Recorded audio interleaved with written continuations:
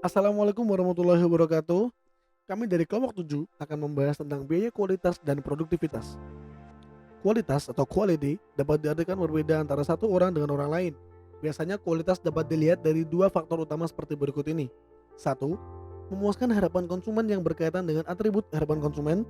Dua, memastikan seberapa baik produk dapat memenuhi aspek-aspek teknis dari desain produk tersebut, kesesuaian kinerja dengan standar yang diharapkan, dan kesesuaian dengan standar pembuatannya. Harapan konsumen atas produk atau jasa tentu saja berbeda antara satu konsumen dengan konsumen lain. Harapan konsumen ini dapat dilihat dari beberapa dimensi yang mewakili kualitas seperti berikut ini. Satu, kinerja adalah tingkat konsistensi dan seberapa baik produk dapat berfungsi. Dua, estetika adalah tingkat keindahan atau penampilan produk. Tiga, kemampuan servis adalah ukuran yang menunjukkan mau tidak mudah atau tidaknya suatu produk dirawat setelah di tangan konsumen. Yang keempat adalah fitur, adalah karakteristik produk yang membedakan secara fungsional dengan produk sejenis. 5. Keandalan. Kemungkinan atau peluang produk atau jasa dapat bekerja sesuai spesifikasikan dalam jangka waktu yang ditentukan. 6. Adalah keuletan, adalah kekuatan lama produk dapat berfungsi atau digunakan. 7. Kualitas. 8. Kesesuaian dan kegunaan. Kualitas merupakan harapan konsumen sehingga upaya meningkatkan kualitas atau improving merupakan kewajiban dari seorang produsen. Pendekatan kualitas. Pendekatan strategis yang digunakan untuk dapat memenuhi spesifikasi dapat dipilih satu dari dua pendekatan, yaitu pendekatan tradisional atau pendekatan kontemporer. Pendekatan nilai target adalah kesesuaian kualitas diartikan sebagai suatu rentang nilai untuk setiap spesifikasi atau karakteristik kualitas. Nilai target adalah semua unit yang berada dalam rentang nilai tersebut dikategorikan sebagai produk yang tidak cacat atau berkualitas. Pendekatan kualitas optimal, dalam pendekatan ini sesuai dengan kualitas yang ditekankan pada dimensi untuk digunakan fitness for use. Spesifikasi kualitas ditentukan dengan nilai tertentu yang sudah teruji tanpa toleransi sedikit pun terhadap penyimpangan. Pengukuran dan pelaporan biaya kualitas. Dengan adanya pelaporan biaya kualitas yang terukur secara akurat, maka akan diketahui apakah upaya peningkatan kualitas yang telah dijalankan sudah sesuai dengan tujuan perusahaan. 2. Biaya kualitas atau cost of quality merupakan biaya yang terjadi atau mungkin akan terjadi karena adanya kualitas yang rendah.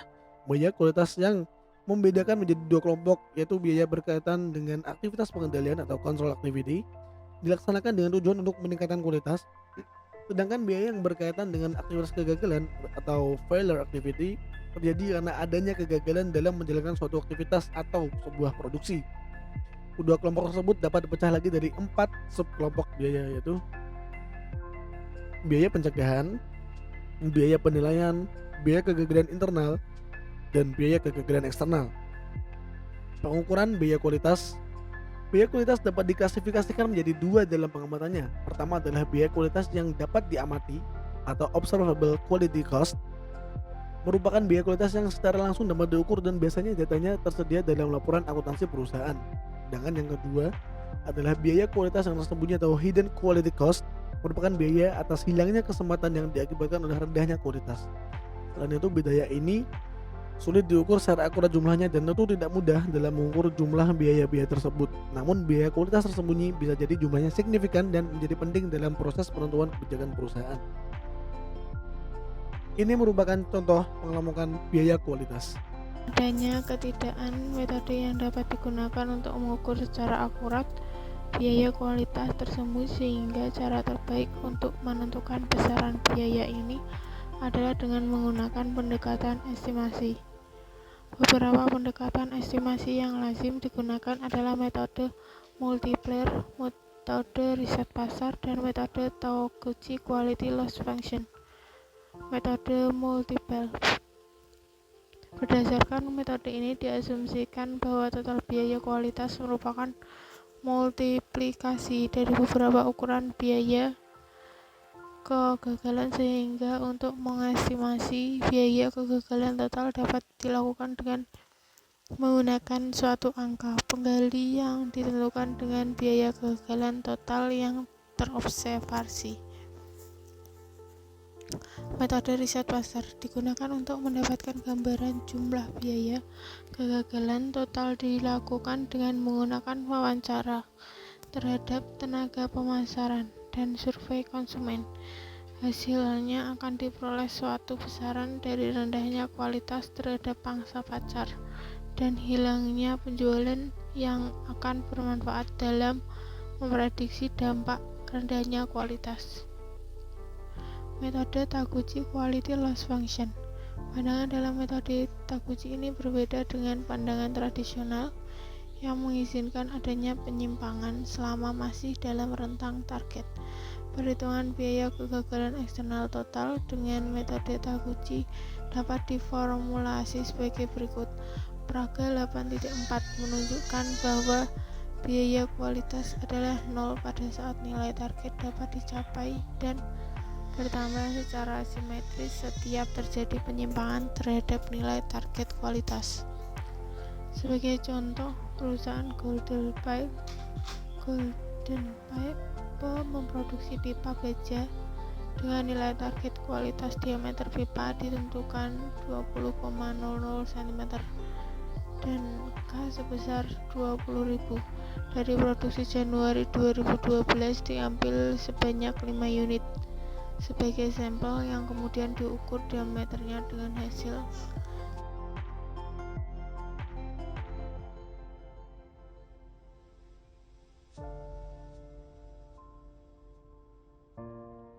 hasil sebagai berikut. Bisa dilihat dari layar.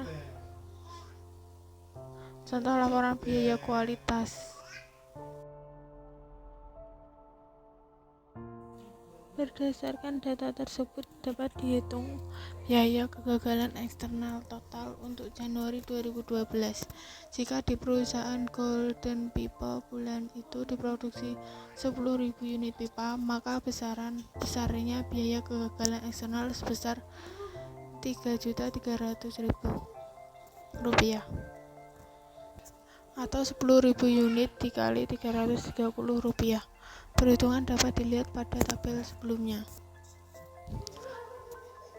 Pelaporan biaya kualitas. Laporan biaya kualitas dapat menjadi sumber informasi terpenting dalam pembuatan keputusan perbaikan.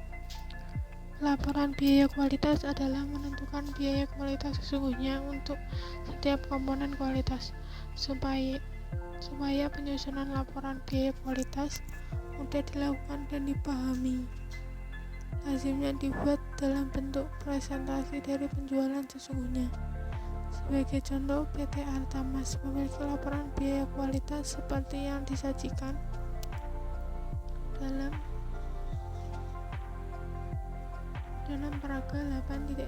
Pada tahun 2012, PT Artamas mendapatkan total penjualan sebesar Rp3.280.000.000. Berdasarkan laporan biaya kualitas PT Artamas, diketahui bahwa biaya kualitas menyerap 12,5% dari penjualan total tahun 2012. Dari pelaporan ini, PT Artamas mengetahui bahwa masih punya peluang untuk meningkatkan laba dengan optimalisasi biaya kualitas. Setiap pandangan memiliki cara yang berbeda dalam mengelolakan biaya kualitas. Distribusi biaya kualitas PT Artamas disajikan sebagai berikut. Distribusi biaya kualitas PT Artamas disajikan sebagai berikut. Penaksiran sebesar 18%, kegagalan internal sebesar 22%, kegagalan eksternal sebesar 28%, pencegahan 32%. Pandangan tradisional disebut dengan tingkat kualitas dapat diterima atau acceptable quality level. Pandangan ini pertama kali dikemukakan oleh J.M. Juran yang mengemukakan model biaya kualitas optimal. Dalam model ini kualitas dibagi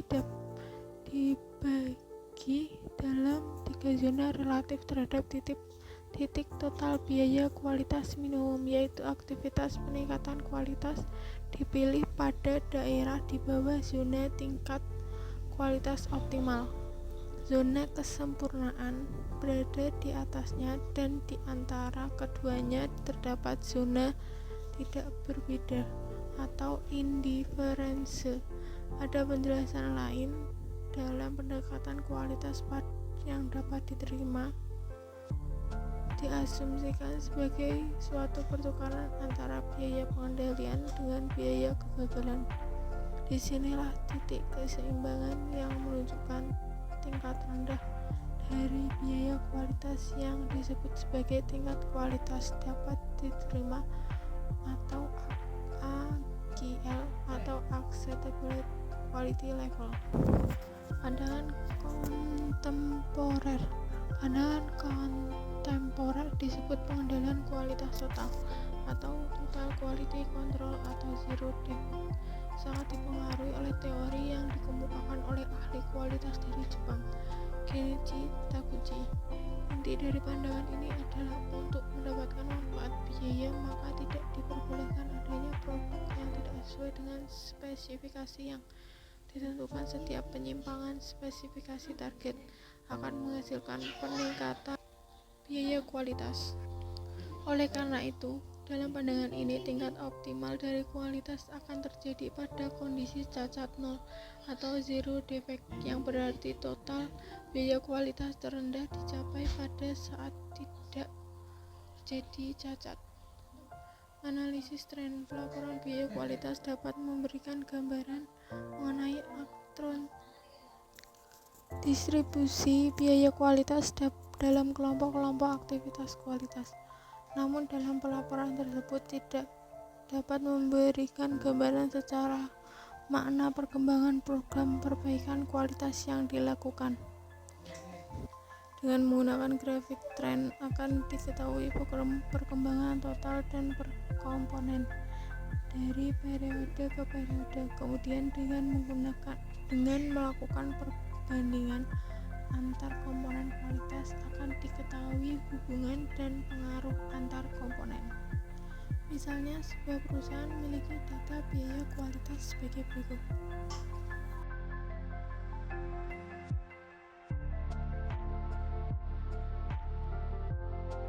Ini merupakan grafik dari proses penjualan, dan yang kedua adalah grafik dari pencegahan, penilaian, kegagalan internal, dan kegagalan eksternal. Mengikuti grafik yang sebelumnya, ini merupakan tabel persentase dari pencegahan, penilaian, kegagalan internal, dan kegagalan eksternal dari tahun 2007 ke 2012. Mengidentifikasi masalah pengendalian kualitas. Program manajemen kualitas yang efektif termasuk di dalamnya adalah identifikasi permasalahan dengan pengendalian kualitas. Salah satu metode yang dapat digunakan untuk mengidentifikasi permasalahan tersebut adalah metode diagram sebab akibat atau fishbone diagram. Karena bentuknya mirip tulang ikan, maka dinamakan seperti fishbone diagram. Diagram ini merupakan sebuah diagram kausal yang menyebabkan atau alasan adanya ketidaksempurnaan dari sumber daya atau dari sebuah penyimpangan. Penyebab penyimpangan kualitas biasanya dikelompokkan sebagai berikut. 1. Manusia adalah orang yang terlibat dalam proses. 2 adalah metode atau cara bagaimana proses dilakukan dan setiap permintaan spesifik untuk dapat melakukan seperti kebijakan atau aturan-aturan dan hukum. 3. Mesin adalah semua peralatan, komputer, dan perlengkapan lain yang dibutuhkan untuk melaksanakan pekerjaan. 4. Bahan adalah bahan baku atau penolong untuk menghasilkan produk akhir. 5. Pengukuran adalah data yang diperoleh dari proses yang digunakan untuk mengukur kualitas.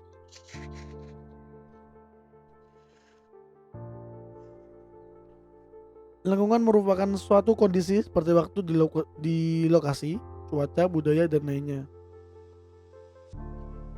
Produktivitas dan efisiensi. Efisiensi merupakan kemampuan untuk mengubah input menjadi output antara throughput pada biaya terendah. Efisiensi proses sangat ditentukan oleh apakah karyawan telah bekerja ke arah tujuan yang sama. Output antara merupakan jumlah barang atau jasa yang dihasilkan dan disampaikan pada konsumen pada suatu periode waktu. Pengukuran yang diukur dalam ukuran keuangan atau ukuran fisik. Organisasi mengelola dua tipe proses, yaitu proses produksi dan proses bisnis. Proses produksi secara langsung menghasilkan produk atau jasa, seperti contoh proses pemesanan tepung dari perusahaan roti, dan proses pengelolaan persediaan bahan baku hard disk di perusahaan hard disk. Ukuran-ukuran yang biasa digunakan untuk efisiensi proses produksi dan bisnis diantaranya adalah sebagai berikut. 1. Produktivitas. 2. Waktu siklus. 3. Rasio waktu output. Efisiensi dipengaruhi oleh waktu siklus produksi dan keluaran dan dipengaruhi oleh kualitas dan produktivitas. Sebuah waktu siklus yang rendah mulai dari menerima order dari produk atau jasa yang telah disampaikan, dikemas dan dikirimkan kepada konsumen, dan keluaran tinggi hanya mungkin terjadi apabila proses berjalan produktif dan proses akan produktif bila proses itu berkualitas tinggi. Pengukuran produktivitas. Produktivitas atau productivity menekankan pada bagaimana menghasilkan output secara efisien dan menghasilkan, khusus ditujukan kepada hubungan antara output dan input untuk menghasilkan output. Efisiensi produktivitas total terjadi saat dua kondisi terpenuhi, yaitu 1. Untuk semua perpaduan input yang ada akan menghasilkan output pada tingkat yang ditentukan. Tidak ada suatu komponen input yang digunakan melebihi yang ditentukan untuk menghasilkan output tertentu. 2. Pada berbagai perpaduan, untuk memenuhi kondisi pertama yang dipilih adalah perpaduan dengan tingkat biaya terendah. Kondisi pertama disebut efisiensi teknis atau technical efficiency karena dipisu oleh hubungan teknis, sedangkan kondisi kedua disebut efisiensi pertukaran atau trade-off efficiency. Efisiensi teknis adalah jika aktivitas dipandang sebagai input, maka kondisi pertama akan menghilangkan aktivitas tidak bernilai tambah dan hanya melakukan aktivitas ternilai tambah dalam menghasilkan output. Upaya peningkatan produktivitas dapat dicapai melalui 3 cara berikut. 3 cara berikut antara lain: 1. Menghasilkan output yang sama dengan input yang lebih sedikit. 2. Menghasilkan output yang lebih banyak dengan input yang sama. 3. Menghasilkan output lebih banyak dengan input yang lebih sedikit. Efisiensi pertukaran. Peningkatan efisiensi juga dicapai dengan melakukan pertukaran antara input yang lebih mahal dengan input yang lebih murah. Sebagai contoh, diasumsikan bahwa input tenaga kerja langsung lebih mahal daripada input peralatan modal, sehingga dapat mengurangi input tenaga kerja dan menambah input peralatan untuk menghasilkan output yang sama, dapat meningkatkan efisiensi. Pengukuran produktivitas parsial berarti mengkuantitatifkan perubahan. Pengukuran produktivitas parsial adalah mengkuantitatifkan perubahan produktivitas yang tujuannya adalah untuk memudahkan manajemen dalam memonitor naik turunnya produktivitas. Pengukuran sebagian dilakukan secara aktual maupun prospektif. Pengukuran aktual digunakan oleh manajer untuk mengetahui perkembangan program. Peningkatan produktivitas menentukan perbaikan yang diperlukan dan mengendalikan perubahan. Sedangkan pengukuran prospektif bertujuan untuk mengetahui kombinasi-kombinasi perpaduan input yang diberikan manfaat yang paling besar bagi organisasi. Pengukuran produktivitas total didapatkan dengan cara pengukur produktivitas semua input yang digunakan untuk menghasilkan output. Praktiknya pengukuran semua input dapat menjadi sangat sulit dan mahal. Oleh karena itu, yang diukur hanyalah faktor-faktor yang relevan untuk menjadi indikator kinerja dan keberhasilan organisasi saja.